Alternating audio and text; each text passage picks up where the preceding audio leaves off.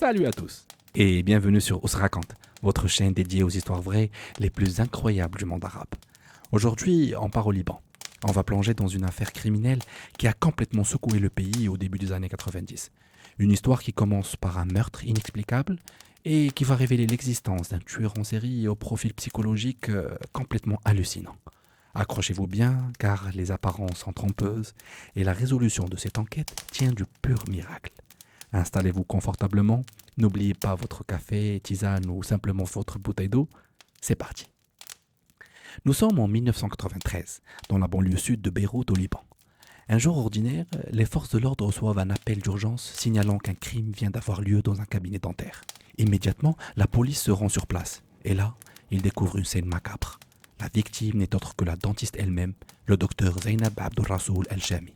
Elle a été assassinée d'une balle dans la tête. Ce qui choque tout le monde, c'est que la docteure Zainab était une femme extrêmement réputée dans le quartier. On la connaissait pour sa gentillesse, sa douceur avec les patients, ses excellentes relations avec ses voisins. Bref, le genre de personne qui n'a absolument aucun ennemi. Les enquêteurs commencent à interroger les personnes qui ont découvert le corps. Ce sont deux jeunes femmes qui travaillent avec la dentiste, sa secrétaire et la femme de ménage. Les policiers leur demandent « Comment avez-vous découvert la scène ?» Elle, encore sous le choc, explique « On est arrivé pour prendre notre service de l'après-midi, on a trouvé la porte du cabinet grande ouverte, la docteure était allongée par terre et le sol était couvert de sang. On a paniqué, on a crié et on a tout de suite appelé les secours. » Les policiers demandent alors à la secrétaire si la docteure Zainab avait travaillé le matin même. La secrétaire confirme que oui, tout en précisant que les jours précédents, la dentiste était en congé maladie car elle ne se sentait pas très bien. À la question « Lui connaissez-vous des ennemis ?» La réponse est catégorique. C'est impossible. La docteure Zainab est une crème. Tout le monde l'adore. C'est impensable. La police décide alors de relever les empreintes et d'inspecter le cabinet de fond en comble pour comprendre le mobile. S'agissait-il d'un cambriolage qui a mal tourné ? Eh bien non. Ils découvrent que l'argent de la caisse est toujours là, intact. Les tiroirs n'ont pas été fouillés, absolument rien n'a été volé. Les enquêteurs retournent voir la secrétaire pour creuser un peu plus le déroulement de la journée. Est-ce que la docteure avait l'habitude de rester seule au cabinet entre le service du matin et celui de l'après-midi ? La secrétaire explique que non. D'habitude, elle partait vers 13h. Mais ce jour-là, exceptionnellement, c'est la secrétaire qui a demandé la permission de quitter son poste plus tôt, à midi pile. Elle ajoute un détail crucial. Le docteur Zainab avait un rendez-vous avec un patient, mais on n'était même pas sûr qu'il allait vraiment se présenter. Entre-temps, le rapport du médecin légiste tombe. L'heure du décès est estimée entre 13h et 13h30. Les soupçons se tournent donc tout de suite vers ce fameux patient. Mais l'enquête prend une autre tournure quand ils interrogent la femme du gardien de l'immeuble. Ils lui demandent si elle a entendu un coup de feu. Elle répond que non. Pourtant, c'est un immeuble très fréquenté avec des appartements résidentiels et des locaux commerciaux.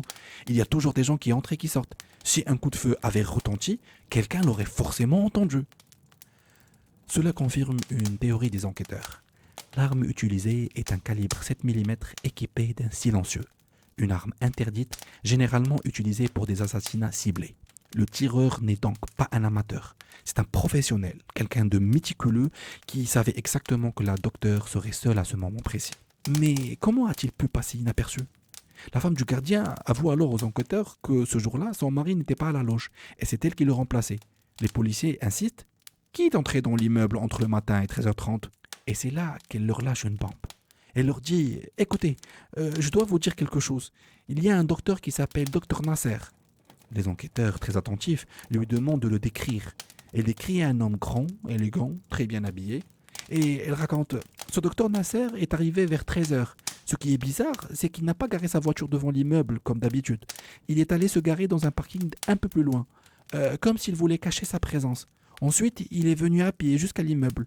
En entrant, il essayait de cacher son visage, comme s'il ne voulait pas que je le reconnaisse. Il est monté chez la docteure Zainab et il y est resté à peine 5 minutes. Et il est reparti. Bingo.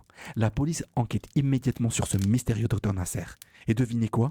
Ils découvrent qu'il y a eu par le passé une histoire d'amour entre lui et la victime. Ils devaient même se marier, mais pour une raison inconnue, ça ne s'était pas fait. Le docteur Nasser s'est marié avec une autre femme, ce qui avait créé des tensions entre eux. Mais dernièrement, ils avaient repris contact. Était-ce un retour de flamme ou juste des visites amicales ? Personne ne le savait vraiment. Mais pour la police, le suspect numéro 1 est tout trouvé. Il rassemble ses informations, localise sa maison, l'arrête et fuit son domicile. Et là, c'est le choc. Il trouve un pistolet calibre 7 mm chez lui. Les taux se resserrent. En salle d'interrogatoire, la pression monte. Pourquoi as-tu tué le docteur Zainab? On connaît votre histoire, on sait qu'il y a eu des tensions, et on a trouvé chez toi une arme qui correspond exactement à celle du crime. Nasser tombe des nues et nie en bloc. C'est impossible. Oui, on avait une relation, mais jamais je lui ferai de mal. Et cette arme, je l'ai pour ma protection personnelle. Ça fait des lustres que je ne m'en suis pas servi. Les policiers doutent, évidemment. Ils retournent interroger la secrétaire et lui demandent si elle connaît ce fameux docteur Nasser. Elle confirme qu'il le connaît très bien, qu'il passait les voir presque tous les jours. D'ailleurs, la veille du meurtre, il était venu pour réparer un de leurs appareils médicaux. Mais le jour du crime, elle ne l'a pas vu, puisqu'il est parti à midi. Docteur Nasser maintient son innocence, mais les enquêteurs envoient son arme au laboratoire balistique pour vérifier si elle a été utilisée récemment et si la balle correspond à celle retrouvée dans le corps de la victime. Sauf que les résultats balistiques, ça prend du temps, comme vous savez. Pendant ce temps, les enquêteurs ne chôment pas et reviennent vers la secrétaire pour creuser l'histoire des rendez-vous. Ce matin-là, est-ce qu'il y a eu des patients? Elle confirme que oui.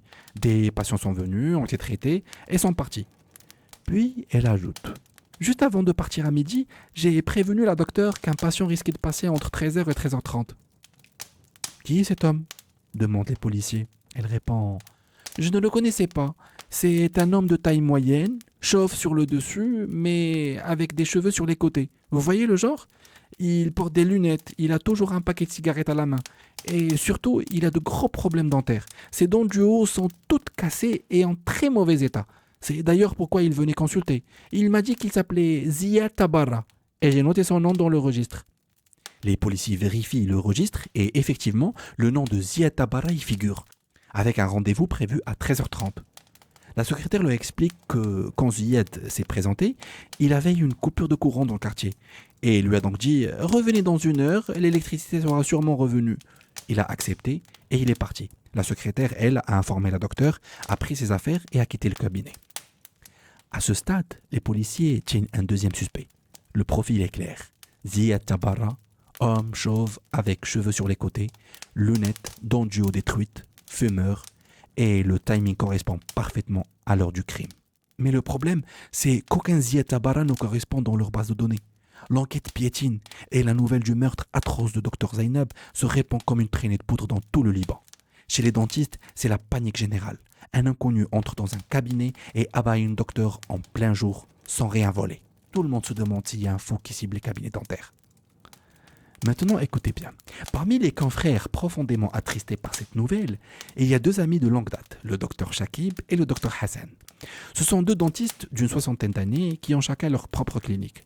Un jour, en discutant de ce drame, ils se demandent si c'est vraiment l'ex-amant, le docteur Nasser, qui a fait le coup. Pendant la discussion, le docteur Hassan remarque que son ami Shakib est extrêmement nerveux et tendu, presque terrifié. Il lui demande ce qui ne va pas et là Shakib se confie. Honnêtement Hassan, il y a un truc qui m'angoisse. Depuis 2 jours, j'ai un patient super bizarre qui vient à la clinique. Il ne veut pas se faire soigner, il vient juste pour poser des questions étranges. Il me demande mes horaires, quand est-ce qu'il peut venir. Je lui propose de faire une radio, il me dit non, j'en ai déjà une sur moi. Mais le pire, c'est que j'avais vu qu'il portait un pistolet. C'est un homme chauve, avec des cheveux sur les côtés et ses dents du haut sont complètement cassées. En entendant ça, le docteur Hassan ouvre de grands yeux, complètement choqué. Il coupe son ami. Shakib, tu te rends compte que tu es en train de me décrire exactement le même type qui vient me voir ces jours-ci? Shakib n'en revient pas. Sérieusement? Hassan confirme. Je te jure, un type chauve, les dents cassées, un comportement ultra louche. Et moi aussi j'ai remarqué qu'il était armé. Shakib raconta alors à Hassan les propos effrayants de ce patient. Il m'a demandé si j'étais seul au cabinet. Je lui ai dit que j'avais ma secrétaire. Il m'a répondu: mais tu n'as pas peur d'être tout seul? Je lui ai répondu: pourquoi j'aurais peur? C'est un cabinet dentaire, il y a du passage. Et là, il m'a regardé droit dans les yeux et il m'a dit: tu sais, de nos jours, une seule balle dans la tête et ça règle tout. Hassan, j'ai cru que j'allais mourir de peur. Heureusement, à ce moment-là, le vendeur de thé et de café du quartier est entré. Et j'ai fait exprès de le retenir pour ne pas qu'on reste seul. Le type a fini par partir. Ah, et je me souviens de son nom. Il a dit s'appeler Zia Tabara. Le sang du docteur Hassan ne fait qu'un tour. C'est lui, c'est le même mec. Moi, je lui avais demandé de me montrer ses radios. Il est sorti du cabinet, je croyais qu'il allait les chercher dans sa voiture. Mais quand j'ai ouvert la porte, je l'ai surpris en train de fouiller le bureau de ma secrétaire qui était absente. Dès qu'il m'a vu, il a pris la fuite. Les deux dentistes comprennent tout de suite la gravité de la situation. Ce type, Ziad Tabarra, correspond au tout point à ce qui se dit sur l'assassin du docteur Zainab. Il fonce immédiatement au poste de police. Quand il donne le signalement et le nom Ziad Tabarra aux enquêteurs, ces derniers n'en croient pas leurs oreilles. C'est exactement l'homme qu'ils recherchent. Les docteurs ajoutent un détail que le suspect leur avait glissé lors de ses visites. Il leur avait dit qu'il était ingénieur architecte et qu'il supervisait un grand projet de construction dans un quartier spécifique. Les policiers embarquent les deux dentistes et foncent vers ce fameux chantier pour voir s'ils peuvent identifier l'individu. Résultat des courses, aucun ingénieur du nom de Ziad Tabarra ne travaille là-bas. Personne ne correspond à la description. L'homme donnait donc de fausses identités. Avec l'aide de deux docteurs, la police réussit tout de même à établir un portrait robot très précis.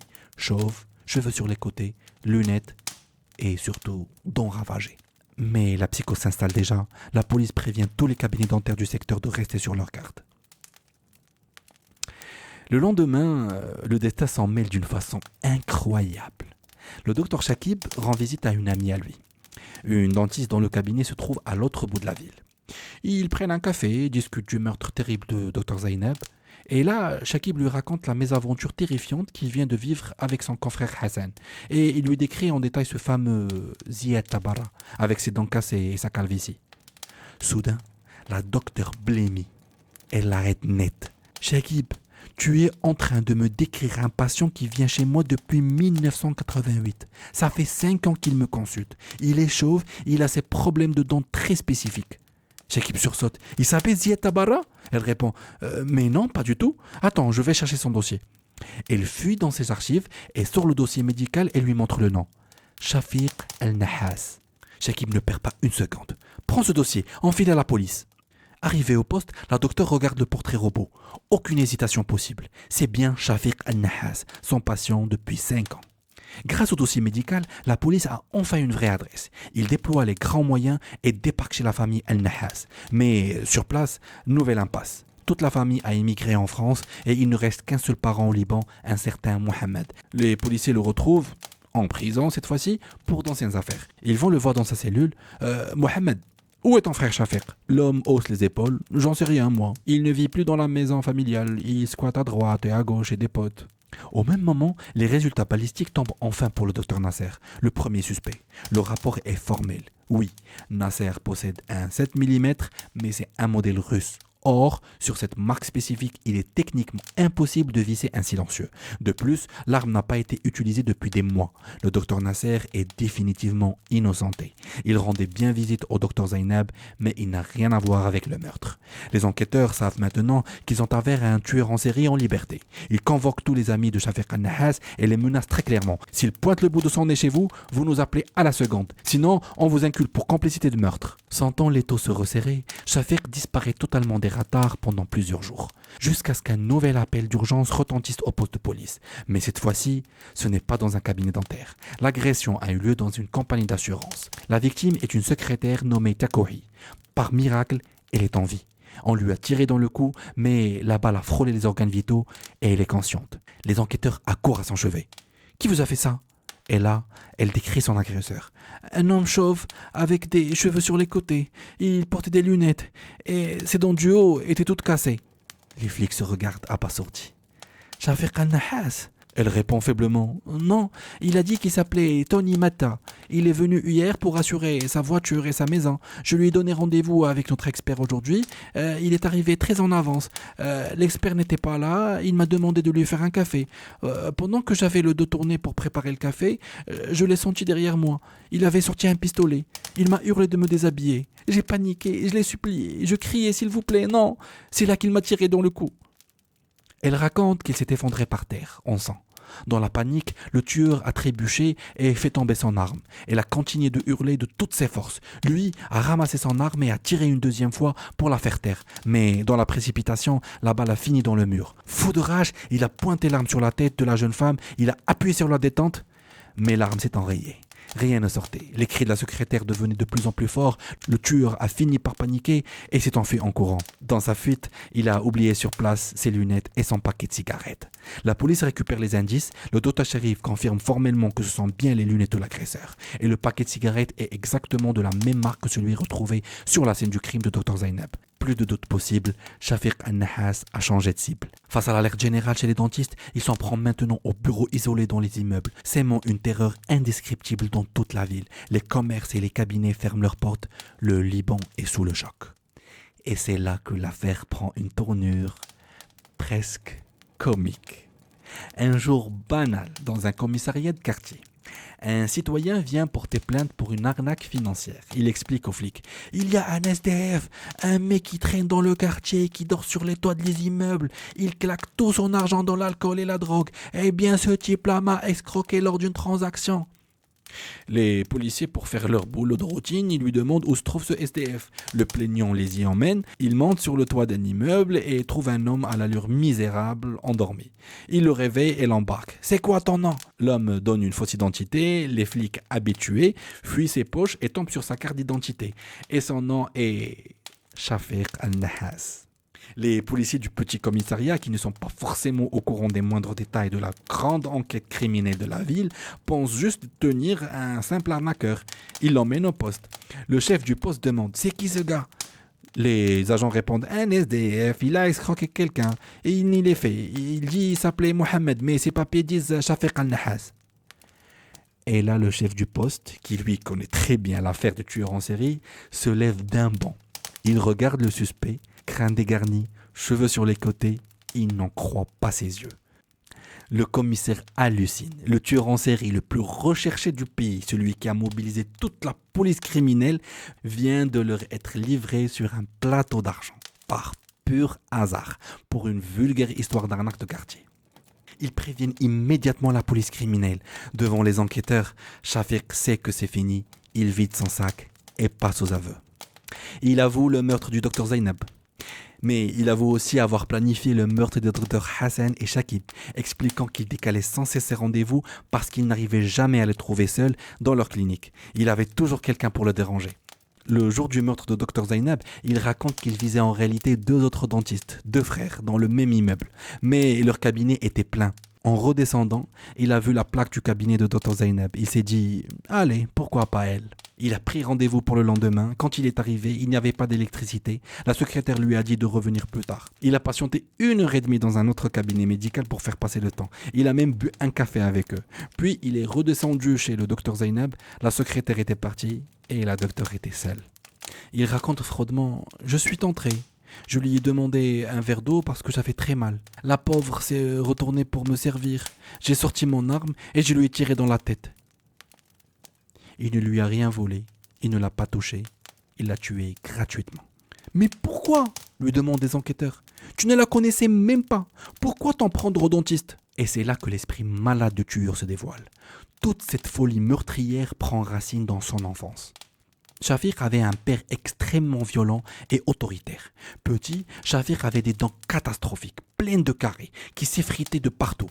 Il avait une peur bleue des dentistes et refusait d'y aller. Son père le frappait violemment et le traînait de force dans les cabinets. En grandissant, ses problèmes dentaires ont empiré, toutes ses dents du haut sont tombées. Et franchement, vous savez ce que c'est, on ne va pas se mentir. Les soins dentaires, c'est hors de prix. C'est un véritable gouffre financier. De nos jours, certains traitements comme les prothèses ou les couronnes, ça coûte les yeux de la tête, parfois des milliers d'euros. Shafiq, lui, avait souffert physiquement à cause des mauvais traitements, financièrement à cause des prix exorbitants et surtout psychologiquement à cause des coups de son père. Il a développé une haine viscérale, profonde et destructrice envers toute la profession. Mais ce n'est pas tout. Le parcours de vie de Shafiq est une vraie descente aux enfers. Après avoir obtenu un diplôme en mécanique, il part rejoindre sa famille qui a émigré en France. Là-bas, il fait une énorme dépression. Il pète complètement les plans. Sa famille le fait interner dans un hôpital psychiatrique. Il s'en échappe à plusieurs reprises jusqu'au jour où il leur annonce qu'il rentre au Liban. Sa famille lui dit de faire ce qu'il veut. Eux, ils restent en France. De retour au Liban, il galère pendant 2 ans. Il part alors tenter sa chance en Arabie Saoudite où sa sœur essaie de lui trouver du travail. C'est un échec total. 3 mois plus tard, il retourne au Liban et il reste 3 ans sans le sou. Un jour, il décide de changer de cap et part au Maroc. Et là-bas, il tombe fou amoureux d'une jeune femme marocaine. Il veut l'épouser, mais la jeune femme est lucide et lui dit: écoute, tu n'as pas de travail, tu n'as pas d'argent, comment veux-tu qu'on se marie? Retourne travailler, mets de l'argent de côté et on se remariera. Il accepte plein d'espoir et rentre au Liban pour faire fortune et revenir chercher ce qu'il aime. Mais la réalité libanaise le rattrape, pas de boulot, pas d'argent, et son rêve d'épouser la fille s'effondre. C'est le coup de grâce. Il bascule dans la folie totale, l'hystérie. Il décide de se venger de cette société qui le rejette. Et qui choisit-il comme cible principale pour assouvir sa vengeance? Les dentistes, ceux qu'il considère comme la source de toutes ses souffrances passées. Il tue la docteur Zainab, il essaye d'en tuer d'autres, et quand la sécurité devient trop stricte autour des cliniques dentaires, il s'en prend à la secrétaire de l'assurance Takouhi, qu'il trouvait très jolie et attirante. Il avait prévu de l'agresser sexuellement puis la tuer, mais par miracle, l'arme s'est enrayée et elle a survécu pour le faire tomber. Après ces aveux glaçants, Shafiq al-Nahas est jugé et condamné à la peine de mort. Cependant, au vu de son lourd dossier psychiatrique et de son internement en France, sa peine est finalement réduite à 20 ans de prison ferme. Mais il n'ira pas jusqu'au bout de sa peine. En 2009, Shafiq al-Nahas, le sinistre boucher des dentistes, meurt derrière les barreaux, emportant avec lui les démons de son passé. C'est la fin de notre histoire. Dites-moi en commentaire quelle est la morale que vous tirez de cette histoire incroyable. Est-ce que c'est la faute du père ou est-ce que c'est juste la folie d'un homme? Dites-moi ce que vous en pensez en commentaire, je vais tous vous lire. N'oubliez surtout pas de vous abonner à la chaîne Ous Raconte et de liker la vidéo pour me donner de la force, ça compte énormément pour moi. Sur ce, je vous laisse, restez prudents et on se dit à la prochaine pour une nouvelle histoire vraie. Tchuss!